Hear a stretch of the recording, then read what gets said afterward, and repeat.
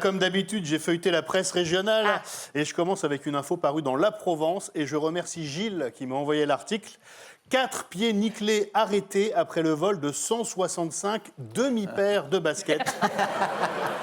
Les faits ont eu lieu à Marseille où 4 jeunes malfrats ont donc volé 160 chaussures de marque de luxe, mais uniquement des pieds droits ou des pieds gauches.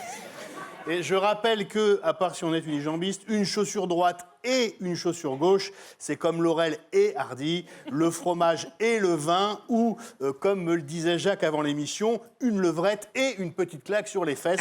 C'est indissociable. C'est souvent, il dit ce genre de choses, Jacques. Ça, Il dit ça, ouais. il hésite pas. Après l'émission, toujours après l'émission. On part maintenant à Reims avec un article paru dans l'Union.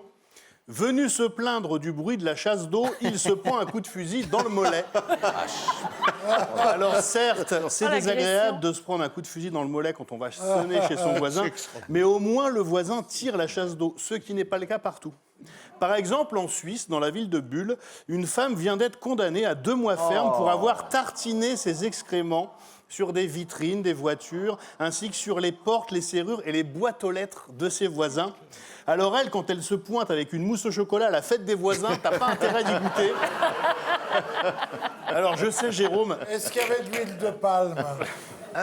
tout ça est un peu Oui, indigeste. ça me dégoûte, moi. Oui. Donc je vais conclure avec une brève beaucoup plus légère et poétique, parue dans le Télégramme, qui relate l'échappée belle d'un robot tondeuse qui s'est échappé de son jardin et qui a roulé comme ça sur la départementale. Il en avait marre de voir toujours le même carré de pelouse.